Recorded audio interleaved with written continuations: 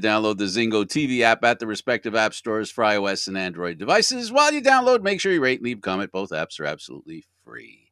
Zingo TV is available on Google Chromecast, Amazon Fire TV sticks, Fire TV, Roku sticks, and also on all smart TVs 2016 forward. Now joining me on, of course, this wonderful program, Candid Frank Live, the star of the show, Aaron William Freeland. Aaron, how you doing, buddy? Doing well. How you doing, Frank? We're a little early. Yep. Aaron put out a request. He is now indebted to Eduardo and I for the rest of his life because he wanted to do this show a half hour early. So if anybody wants to blame anybody, it's over there. That guy. Oh, I It's will that guy. definitely take the blame That for guy. that. That's not a That guy. problem. It's that guy. I don't even know if that's the direction they see anyway. No, that's all right. I've done it a million times. Eduardo's hell. We all end up in those positions. Glad to do it at 5:30. Hopefully, the people are following along. Enjoy the program. Okay, maybe we'll do the show. How's that? I want to start with the Toronto Maple Leafs. The We reason I can want to certainly do start with that. them. The Mhm. reason I want to start with them is that, God darn it, they lost in overtime again. And then they played the Stars, a Star team that's pretty good with the leading scorer in the National Hockey League, the brother of Maple Leaf Robertson. And, I got to say, this team showed an excellent bounce back after a game where they picked up a point, but I think they took it personal. I kind of think they almost did. I think this is the first time in the modern era that two guys with 18 plus game point streaks have played each other. So that was something interesting to take away from this as well. Jason Robertson with the Stars was on an 18 game heater. Marner was on a 19 game heater, now a 20 game heater, and just all around dynamite game. They absolutely dominated that game start to finish. So glad to see that. Even after taking 7 penalties and going 7 for 7 on the penalty kill, they did fantastic. And the 44 shots that Murray stopped, was amazing. It was amazing to watch him do what he did in close. Some of the complaints about him. You're a goaltender. I think one of the biggest complaints about him that I hear when they talk about Murray is that he plays too deep in the net. He does sit a little far back. That is true, but he also has the reactionary capacity for it.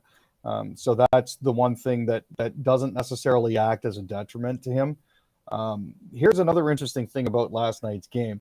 The Maple Leafs actually had 22 shots against even strength, but also 22 shots against shorthanded. Yes, And that's what I. Yeah, that's a part that Aaron. That's when you said that they dominated, the shots didn't dominate because they spent so much time on the penalty kill. And there were actually 27 blocked shots that game as well. I don't know if you saw that particular sequence in the second period there, but Marner actually made a couple decent saves as well. This is a Leaf team that has reverted to shot blocking, something that they weren't known for, Aaron. They weren't known for this before this year. In fact, No, they most played teams definitely in the not. playoffs. When they played teams in the playoffs, that was one of the things that was one of their handicaps, is one of the reasons why they couldn't score, because teams were blocking a lot of shots that they were trying to take. And now they're kind of turning that around on a dime, right?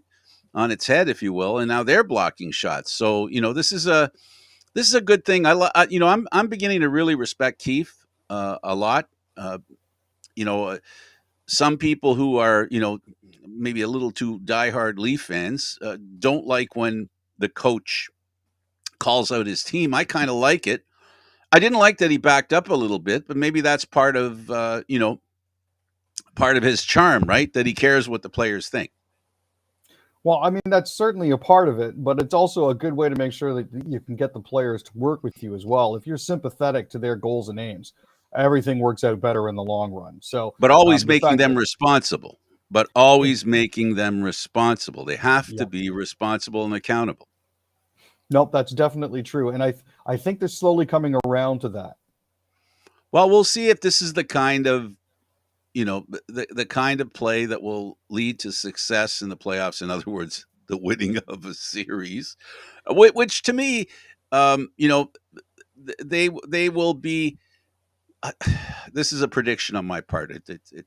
I'm probably going to pay for saying this, but they're constipated.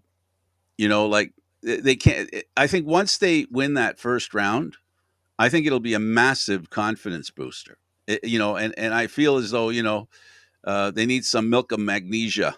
And that's what a series win would be to them. It's that one blockage that they're always stuck against, and Yeah, it's just, yeah, it's tough. yeah, it's been justifiable for them, being in that position. They've lost to Stanley Cup champs a couple of times in the first round. They've lost to teams that have made it to the Stanley Cup final. You know, so a lot of teams have built a lot of confidence after that first series against Toronto, if truth be told. No, we do seem to be like a stepping stone to the Well, finals.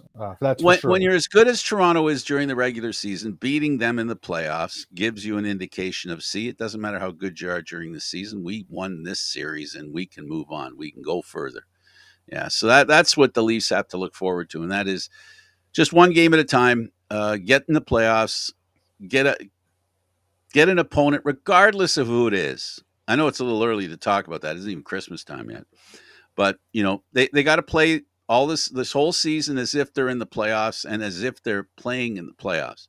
And the blocking shots thing, that's really important. That's one turn of events that I really like, and that says more about doing what it takes to win, which is what you need in the playoffs.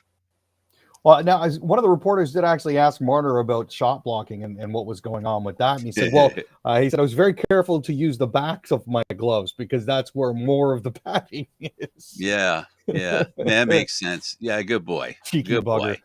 Yeah, good boy. Yeah, how's the streak going? Not bad. Yeah, all right. Well, we'll afford him that. Let's talk about the Montreal Canadiens. They scored 2 goals in 7 seconds. Guess what that means? The Kraken, pretty good team this year, lose 4-2. Yeah, no, it was good to see. Cole Caulfield and Josh Anderson were the perpetrators, scoring 7 seconds apart in the second period. This helped the Canadians get out of their 0-2 hole.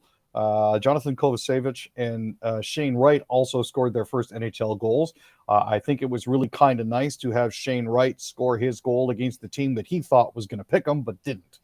So that's nice. Yeah. Good for him. In another Habs story, and this one has to do with the goalie Carey Price. Um, I find it for him to come out on his view on guns so close to the anniversary of L'École Politique, where so many young women were massacred. For him to come out with that at around that time, around that anniversary, Aaron, I don't know. I don't know. I really don't know. Look, don't get me wrong. I respect his right to own guns. I respect his right to have an opinion on owning guns. That's not the issue here. The issue for a lot of people, myself included, is the fact that the company, that the organization that he was shilling for, the Canadian Council on Firearms Rights, was offering a 10% off merchandise code on their website. And that code was Poly, as in Poly, like L'École Polytechnique. And that to me is just a little bit beyond the pale. That's not appropriate. Using the deaths of 14 women to shill for a company like that, that's just not cool. Well, I got into a little uh, keyboard fight with an old friend, Oh, very very pro gun. Um, and what I'll say about this and what I came up with, and I hope it has some bearing. It may only reinforce people who agree with what we're talking about, and I'm assuming we agree. He was saying that guns don't kill people, and he was saying, well, people can drive Lamborghinis and Corvettes. They're not slow little cars. Fast cars are okay in on the streets, and I made the I made the connection between guns and a manhood, right? Guns and manhood. But then I realized, I said, you know what? He said that. So I thought to myself, I said, well, let's see now. Can you drive a tank down the road?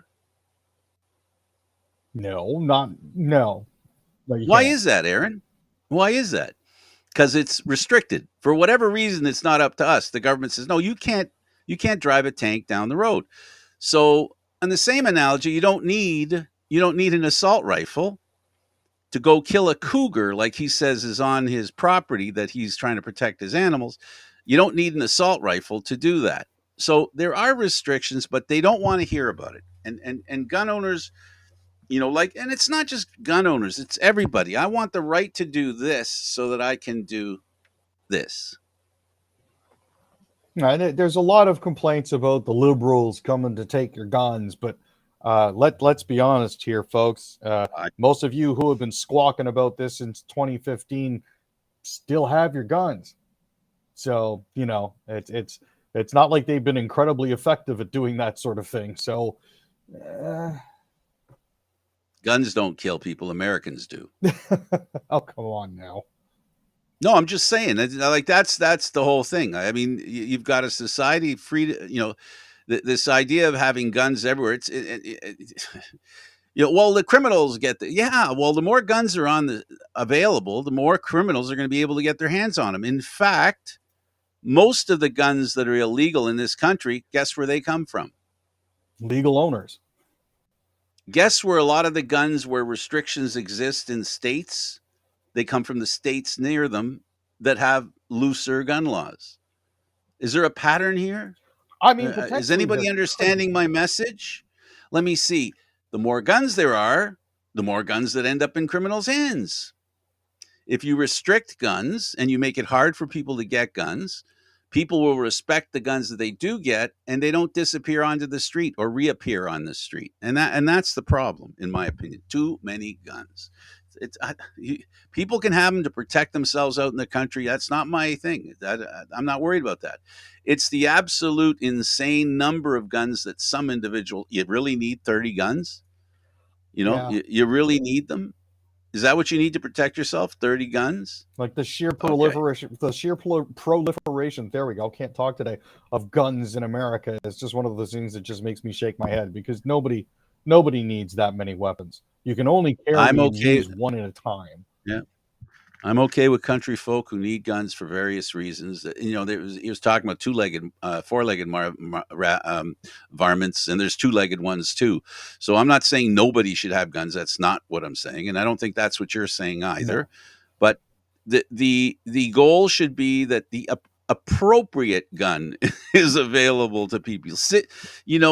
16-year-olds, 18-year-olds walk into a store and buy an assault rifle on notice, right? And even though these other guns and these other incidents, there was incidents of mass shootings. The other thing that happens is, the ability for somebody to lose their temper, go out, buy a gun, and then take care of their temper. If you don't have that 24-hour, 48-hour, whatever it is, waiting period, right? A person doesn't emotionally get a gun in their hands. They're forced to cool down a little bit. And that's my beef. That's where I'm at on that. That's all. Oh, that was a case recently where a guy shot his brother over French fries.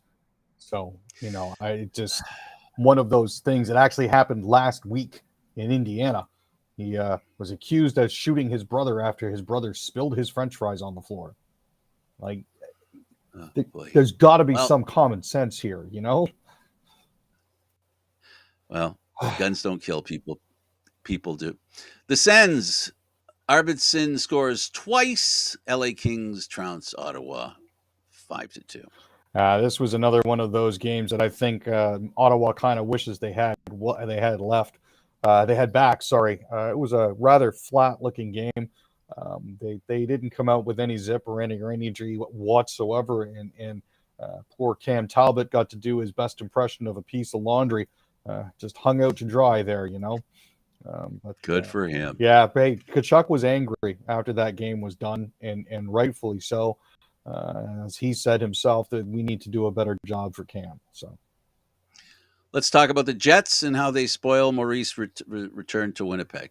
So yeah, the coach decided he was going to take a long time off from coaching and came back after just 6 to 9 months. Was finally making his return.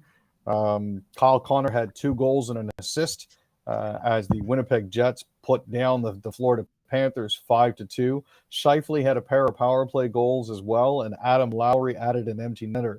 PLD finished with 3 assists, and Connor Hellebuck, stopped 38 of 40 shots as Winnipeg improved to 10-3 at the Canada Life Center. So that's a nice step up for them. The Kadri winner halts the Coyotes' comeback effort as Flames earn a 3-2 victory. So I haven't heard a lot about Kadri this season. I know that he was a big signing for them. But so far, apparently, he's got 8 goals and 13 points through the first 16 games. So at 21 points in 16 games, he's been very quietly racking the numbers up. But he had the game-winning goal at 15:42 of the third and added 2 assists to help them beat the Arizona Coyotes 3-2. So it was an 8-game goalless streak for him in which he had only recorded 1 assist. So I guess that's why we haven't been hearing a lot about him lately. He was in Slumpsville. Yeah. Dowd's winner lifts the Capitals past the Oilers 3-2. Yeah, the Oilers thought they had him, but unfortunately, Dowd getting one. Well, I mean, this is what's going to happen when you throw 50 shots on goal. Skinner was definitely on his game. Peter Laviolette said that it was one of Washington's best wins all season. He thought that every guy in there played really hard and came out the right way in the first period, and we were doing the right things.